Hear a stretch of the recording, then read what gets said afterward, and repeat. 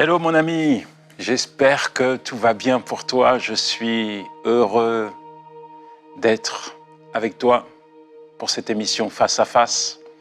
J'ai un thème important à te partager, c'est celui des rêves.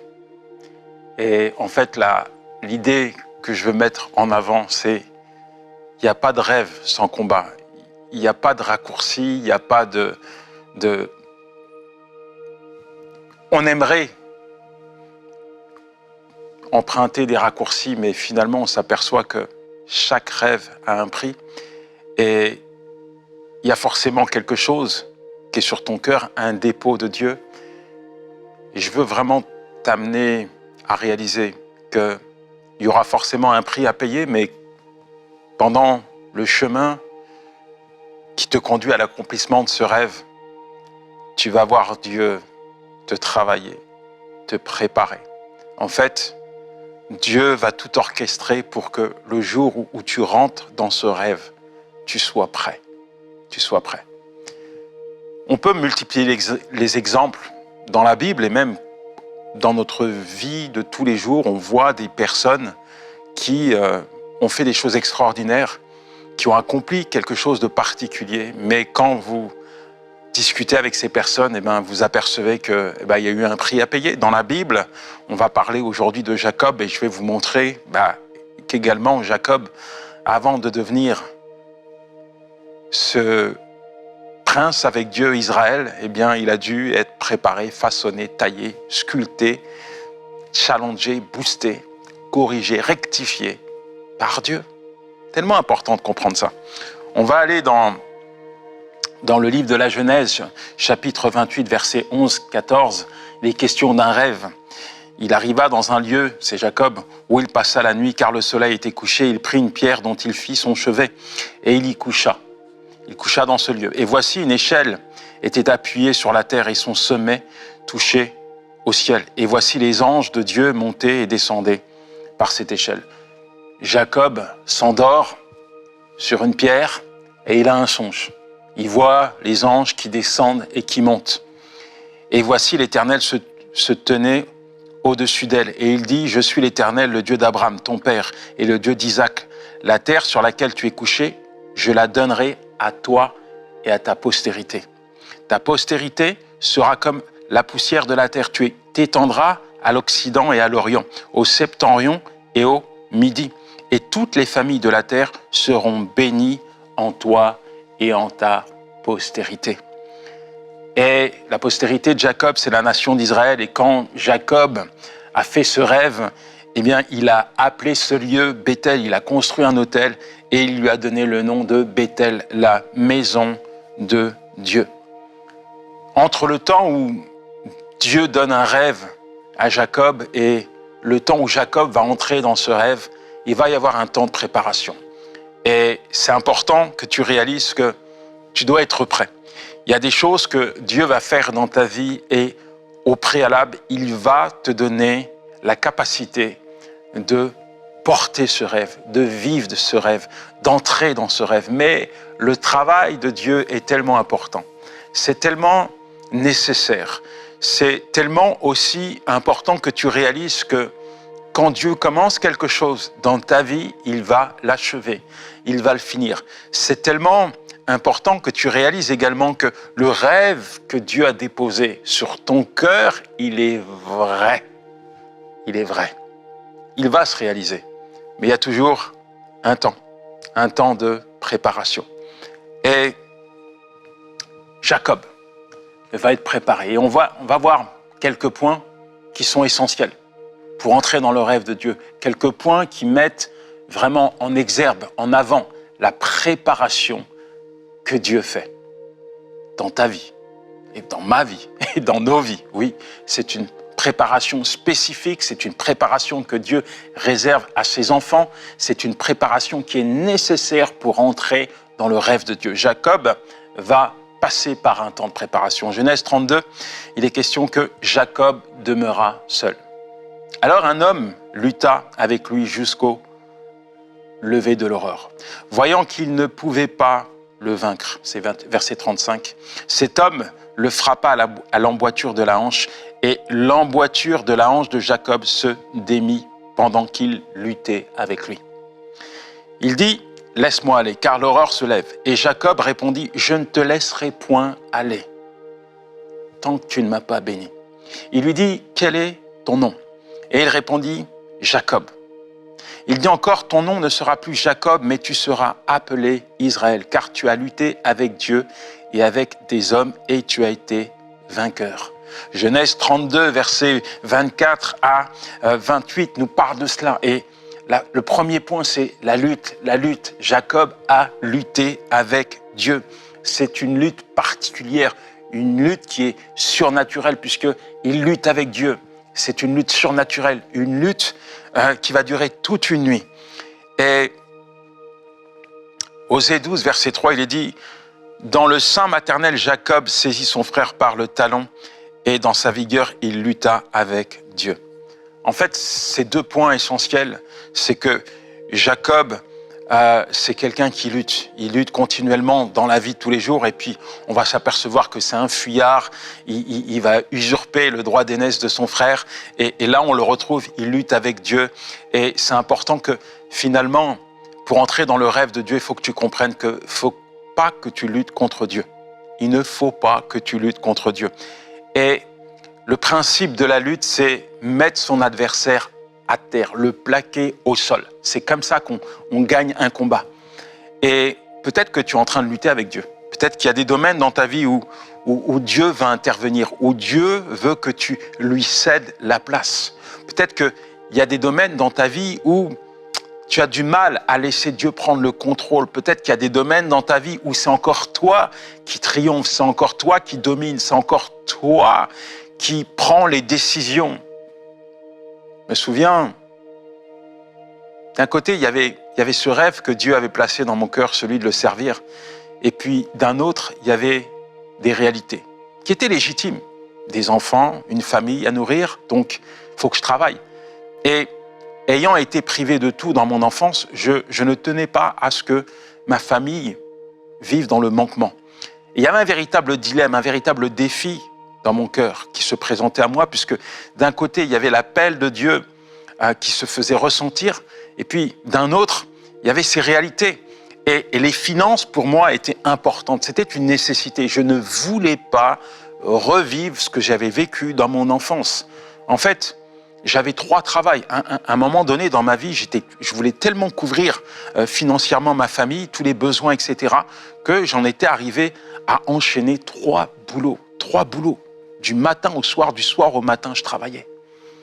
Et un jour, Dieu m'a dit, mais Yanis, si tu veux aller plus loin, si tu veux entrer dans ce rêve, il va falloir à un moment donné que tu me fasses confiance. Et j'ai lutté. J'ai lutté parce que j'avais peur. J'ai lutté parce qu'il y avait une dimension de foi dans ma vie qui était faible. Il y avait ce que je tenais, il y avait mes acquis, il y avait mon travail, il y avait mon salaire, et puis il y avait cette dimension de foi que Dieu me demandait de manifester. Dieu me demandait de lui céder la place. Dieu me demandait de le laisser triompher de mes inquiétudes. Dieu me demandait d'arrêter de m'engager dans une lutte perpétuelle avec lui. Parce que, au final, je remettais en question constamment l'appel de Dieu. Pourtant, ce rêve, il était sur mon cœur, mais les réalités qui m'entouraient, m'amenaient à lutter contre la volonté de Dieu, à lutter continuellement contre sa volonté. Il y a un texte qui est important dans Jean 12, verset 24, il est dit « Si le grain de blé qui est tombé en terre ne meurt, il reste seul, mais s'il meurt, il porte beaucoup de fruits. » Y a-t-il une lutte, y a-t-il une bataille, y a-t-il quelque chose là, y a-t-il un conflit dans ton cœur? Y a-t-il une résistance que tu as engagée entre Dieu et toi? Y a-t-il quelque chose dans ta vie qui t'empêche d'avancer, qui t'empêche de suivre la direction de Dieu? Est-ce que tu es en lutte perpétuelle contre la volonté de Dieu? Y a-t-il une lutte là que tu as engagée? La lutte de Jacob, elle a duré toute une nuit, mais peut-être que pour toi, c'est une bonne partie de ta vie. Peut-être que ça fait des années que Dieu t'appelle à faire quelque chose de particulier. Il y a ce rêve dans ton cœur, mais tu as engagé une lutte parce que tu as peur. Tu as peur. Tu es dans la crainte, tu es dans le doute. Tu n'oses pas relever le défi que Dieu te lance. Tu n'oses pas faire confiance à Dieu. Tu préfères rester sur tes acquis. Y a-t-il une lutte? Il faut abandonner. Arrête de lutter contre la volonté de Dieu. Arrête de résister à l'appel de Dieu. Arrête. C'est pas la peine de lutter. C'est pas la peine de discuter avec Dieu. Cède-lui toute la place. Fais-lui confiance. C'est lui qui doit triompher de cette lutte. Pas toi, pas ton moi, pas tes acquis, pas tout ce qui touche de près ou de loin ta vie, ton confort. Non, c'est Dieu et Dieu seul qui doit triompher. Fais-lui confiance. Deuxième chose que Jacob va vivre pour être préparé par Dieu, c'est qu'il va voir Dieu briser ses appuis. La Bible dit que Dieu lui a démis la hanche. Jacob boitait. Auparavant, Jacob ne boitait pas et c'était un fuyard. Il a toujours fui, il a toujours couru. Il a couru pour escroquer le droit d'aînesse de son frère. Il a couru pour escroquer son beau-père. Il a toujours couru. C'est un fuyard. C'est un trompeur. Et là, Dieu lui déboîte la hanche. Quelqu'un qui a la hanche déboîtée, c'est quelqu'un qui est condamné à boiter. Et c'est une faiblesse de boiter. C'était une faiblesse pour Jacob de ne plus être sur ses appuis. Mais au sein de cette faiblesse, en fait, il ressort plus fort. Parce que désormais, il va devoir s'appuyer sur Dieu. Pour entrer dans le rêve que Dieu lui a donné, désormais, il devait apprendre à marcher en s'appuyant sur Dieu. Paul dira, alors qu'il a une écharpe dans le corps, il dira, je reconnais que je suis faible, mais c'est au sein même de ces faiblesses que ta puissance se manifeste. Peut-être que tu es faible, peut-être qu'il y a quelque chose dans ta vie que tu considères comme une faiblesse. Peut-être que tu n'as peut-être pas toutes les qualités requises pour entrer dans ce rêve. Peut-être que tu te sens pas capable. Mais en fait, au sein même de tes faiblesses, je veux te dire, tu peux t'appuyer sur Dieu. Au sein même de tes faiblesses, tu peux t'appuyer sur Dieu. Comme Dieu l'a dit à Paul, ma grâce, elle te suffit, car ma puissance se manifeste, se déploie au sein même de tes faiblesses. Alors, accepte de t'appuyer sur Dieu. Accepte de lui faire confiance. Accepte de marcher dans la direction de ton rêve en comptant sur Dieu. Pas sur tes acquis, pas sur tes propres forces, mais sur lui et lui seul. Et puis, pour entrer dans le rêve de Dieu, il faut que tu sois déterminé. Jacob va dire à Dieu, je ne te laisserai pas partir, je ne te laisserai pas aller tant que tu ne m'as pas béni. Waouh! Est-ce que tu as déjà réalisé que le même Dieu avec qui tu luttes, c'est le même Dieu qui a déposé ce rêve dans ton cœur et qui va te conduire jusqu'à l'accomplissement de ce rêve? Quand tu réalises cela, tu te dis, c'est inutile. Pourquoi lutter contre celui qui veut me bénir? Pourquoi engager une résistance face à celui qui veut me voir heureux? J'ai mon fils qui vit un rêve, du moins il vit un rêve. Il veut entrer dans son rêve et il rêve d'être footballeur. Et parfois je lui parle et puis il me rétorque certaines choses. Puis il y a des fois je lui dis, mais tu sais mon fils, tout ce que je te dis c'est pour toi. Si je te demande de faire ci, de faire cela, c'est pour toi. Moi ma seule satisfaction, c'est que tu puisses entrer dans ton rêve. C'est pour ça que je suis là, c'est pour ça que je suis à tes côtés. Je suis là pour te t'accompagner, je suis là pour t'aider, je suis là pour que tu puisses t'appuyer sur moi, je suis là pour t'encourager, je suis là pour être au quotidien avec toi. Je ne suis pas contre toi. Alors accepte mes conseils, parce que je recherche ton intérêt. Et ma seule satisfaction, c'est que tu puisses vivre ton rêve. C'est tellement important que tu réalises aujourd'hui que c'est pas la peine de résister, c'est pas la peine de lutter, c'est pas la peine d'abandonner. Non, fais juste confiance à Dieu parce que lui, il veut t'accompagner, lui, il te veut du bien, lui, il sera satisfait le jour où tu vas entrer dans son beau projet, le jour où tu vas entrer dans ce rêve qu'il a déposé sur ton cœur. C'est là qu'il sera heureux. Mais c'est pour ça qu'il te prépare, c'est pour ça qu'il te travaille, c'est pour ça qu'il te demande de prendre des bonnes décisions parce qu'il veut que tu puisses entrer dans ce rêve. Alors, Dieu va lui dire, ok, quel est ton nom? Quel est ton nom? Jacob. Désormais, tu ne t'appelleras plus Jacob, mais Israël. Israël.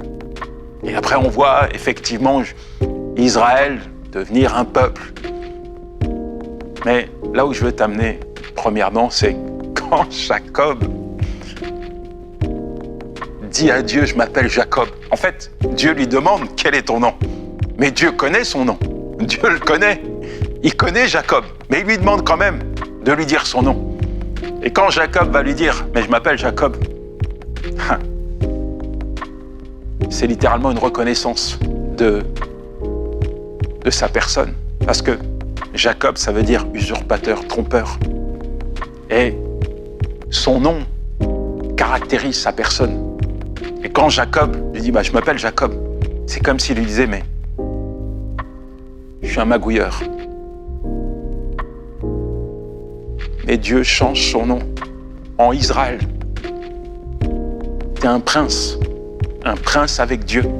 Et désormais, tu vas rentrer dans ma faveur, tu vas rentrer dans ce rêve que je t'ai montré. Peut-être qu'on t'a collé une étiquette à toi. Peut-être que tu t'es identifié à cette étiquette. Il y a le rêve de Dieu qui est là. Il y a ce que Dieu a déposé dans ton cœur. Et puis, il y a l'étiquette qu'on t'a collée. Peut-être qu'on t'a dit, tu es incapable, tu n'y arriveras jamais, tu es inutile, tu es mauvais, tu es un échec. Je ne sais pas quelle étiquette on t'a donnée. Peut-être que tu la portes depuis des années. Peut-être même quand tu te regardes dans la glace, tu vois cette étiquette. Je vais te dire, cette étiquette, elle est fausse. C'est un mensonge. Un mensonge. La Bible dit dans 2 Corinthiens 5, verset 17, si quelqu'un est en Christ, c'est une nouvelle créature. Les choses anciennes sont passées, voici toutes choses sont devenues nouvelles. Tu es un enfant de Dieu. Tu es un enfant de Dieu. C'est pas la peine de vivre au travers de cette étiquette. C'est pas la peine de laisser à cette étiquette de te mettre en porte-à-faux avec le rêve de Dieu. C'est pas la peine de te dire ça n'arrivera jamais. C'est pas la peine de penser à abandonner cette marche sur le chemin là que Dieu a tracé sous tes pas, qui te mène à l'accomplissement de ce rêve. Non. Ne vis pas au travers d'une étiquette. Vis au travers de ce que tu es véritablement. Tu es un enfant de Dieu. Seigneur est bon. Le Seigneur est grand. Le même Dieu qui t'a créé, il te connaît. Il te connaît. Il te connaît. Il te connaît. Et il te dit en ces instants, mon enfant, relève ta tête. N'abandonne pas. Quel que soit ce que tu es en train de vivre, quel que soit l'environnement au sein duquel tu évolues, n'abandonne pas ce rêve. Parce qu'il est vrai, parce qu'il vient de moi. Je me souviens de cette personne, un vieux pasteur âgé, malade, fatigué par les allers-retours à l'hôpital. On lui pose la question, mais comment ça va? En fait, ce pasteur, son désir, c'est d'évangéliser. Son désir, c'est de prêcher l'évangile au quotidien. Chaque personne qu'il croise dans la rue, il lui partage le message de l'évangile. Il lui parle de l'amour de Dieu. C'est ça son rêve. C'est ça le rêve qu'il vit depuis des années. C'est pour ça qu'il existe. Il a toujours été passionné par Dieu. Alors quand on lui pose la question, mais comment tu vas? Il dit, l'habitation tombe en ruine, mais le locataire se porte bien.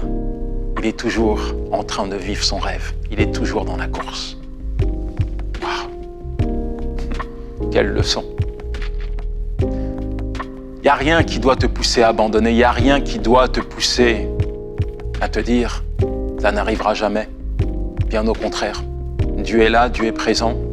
Et après, nous voyons que Jacob, finalement, a réussi à devenir ce que Dieu l'avait appelé à être. Oui, Dieu avait déposé un rêve sur son cœur qui lui paraissait impossible. Mais quand il est passé entre les mains du potier divin, eh bien, un jour, Dieu a décidé qu'il était prêt. Oui, il était prêt à entrer dans ce rêve. Ce sera la même chose pour toi. Et on va prier maintenant.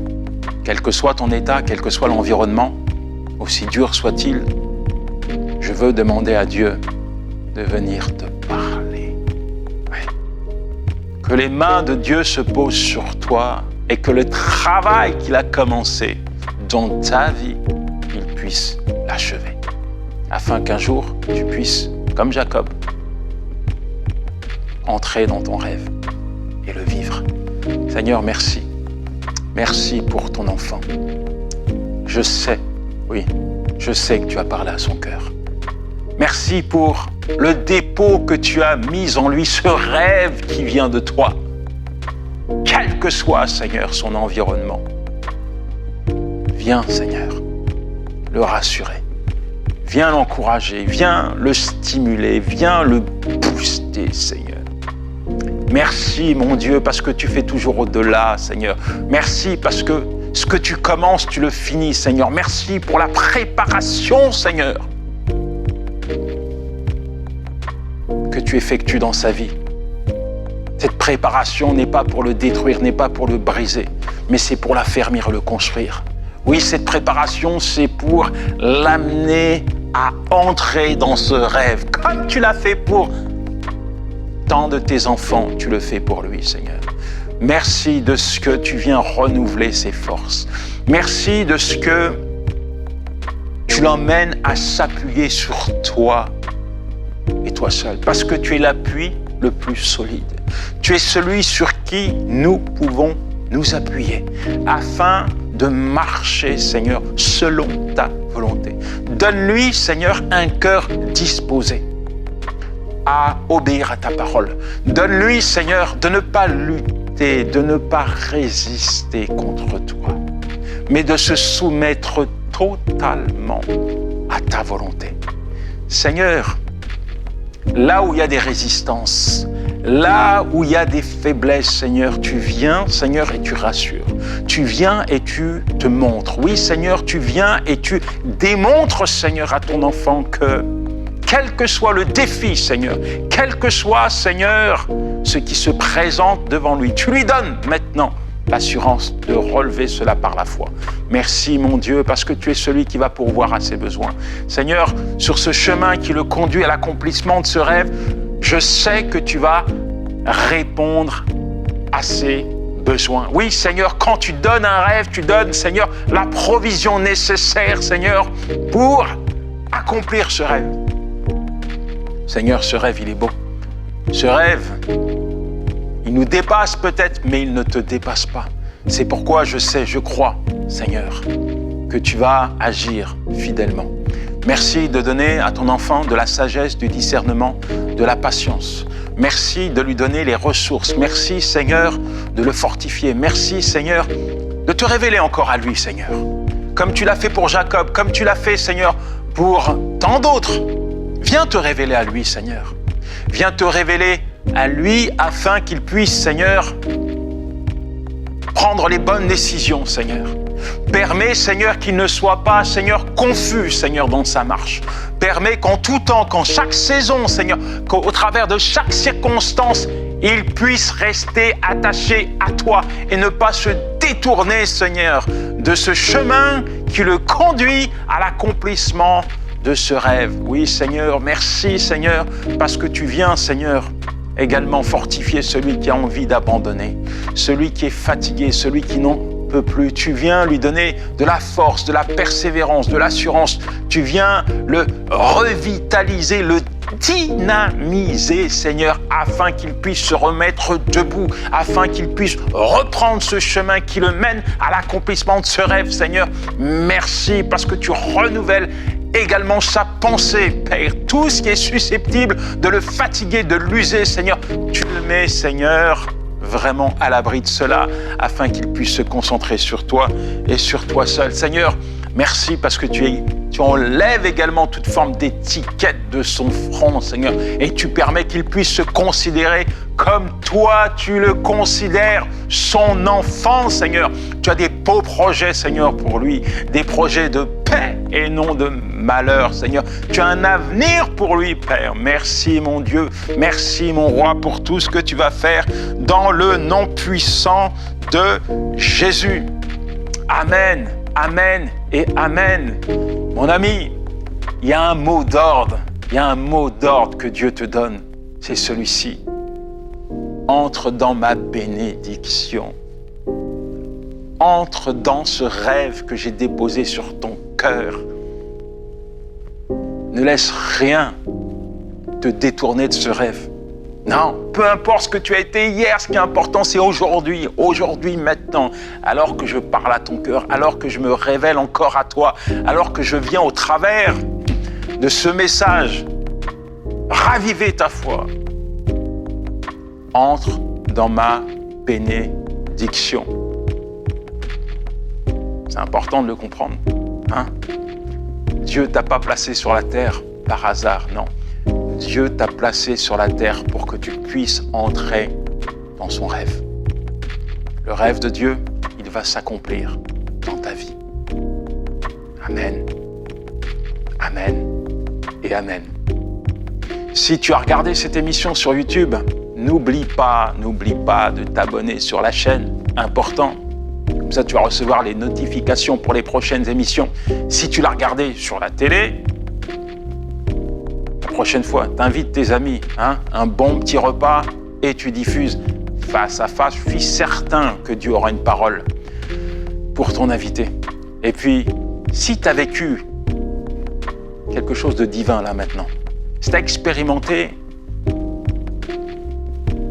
une chose particulière de la part de Dieu, tu as vécu un miracle, si Dieu a ranimé, ravivé quelque chose là maintenant dans ta vie, à travers de cette émission, n'oublie pas de laisser ton témoignage.